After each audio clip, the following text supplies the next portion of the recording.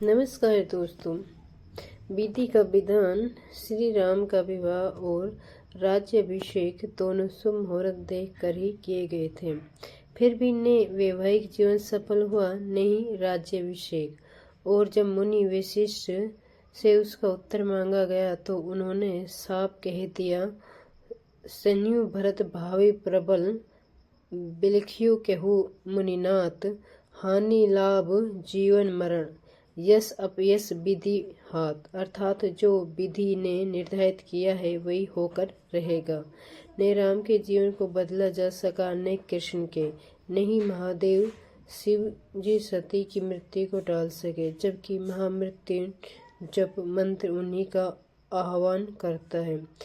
न गुरु अर्जुन देव जी और न ही गुरु तेज बहादुर साहब जी और दशमें पिता गुरु गोविंद सिंह जी अपने साथ होने वाली विधि के विधान को टाल सके, जबकि आप सब समर्थ हैं। धन्ना सेठ द्वारा चंदन बाला को वीडियो में बंद करने के बाद भी भगवान महावीर का आहार होना, रामकृष्ण परमहंस भी अपने कैंसर को न टाल सके, न रावण अपने जीवन को बदल पाया, न ही कंस, जबकि दोनों के पास समस्त शक्तियाँ थी। एक पौराणिक कथा के अनुसार भगवान विष्णु गरुड़ पर बैठकर कैलाश पर्वत पर गए। द्वार पर गरुड़ को छोड़कर श्री हरि खुद शिव से मिलने अंदर चले गए। तब कैलाश की प्राकृतिक शोभा को देखकर गरुड़ मंत्रमुग्ध थे कि उनकी नज़र एक खूबसूरत छोटी सी चिड़िया पर पड़ी। चिड़िया कुछ इतनी सुंदर थी कि गरुड़ के सारे विचार उसकी तरफ आकर्षित होने लगे। उसी समय कैलाश पर यमदेव पधारे और अंदर जाने से पहले उन्होंने उस छोटे से पक्षी को आश्चर्य की दृष्टि से देखा। गरुड़ समझ गए कि उस चिड़िया का अंत निकट है और यमदेव कैलाश से निकलते ही उसे अपने साथ यमलोक ले जाएंगे। गरुड़ को दया आ गई। इतनी छोटी और सुंदर चिड़िया को मरता हुआ नहीं देख सकते थे। उसे अपने पंजों में दबाए और कैलाश से हजारों कोस दूर एक जंगल में एक चट्टान के ऊपर छोड़ दिया और खुद वापस कैलाश पर आ गया।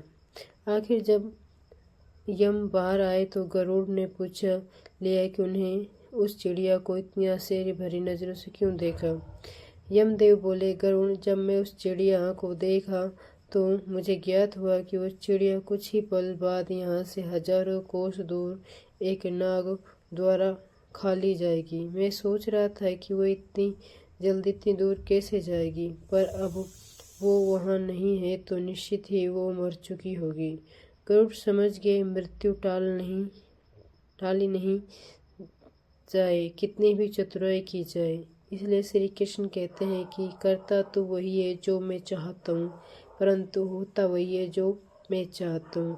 कर तो वो है जो मैं चाहता हूँ, फिर होगा वही जो तू चाहता है। मानव अपने जन्म के साथ जीवन मरण यश अपयश लाभ हानि स्वास्थ्य बीमारी देह रंग परिवार समाज देश स्थान सब पहले से ही निर्धारित करके आता है। अगर दोस्तों कहानी पसंद आई हो तो लाइक से सब्सक्राइब ज़रूर करें।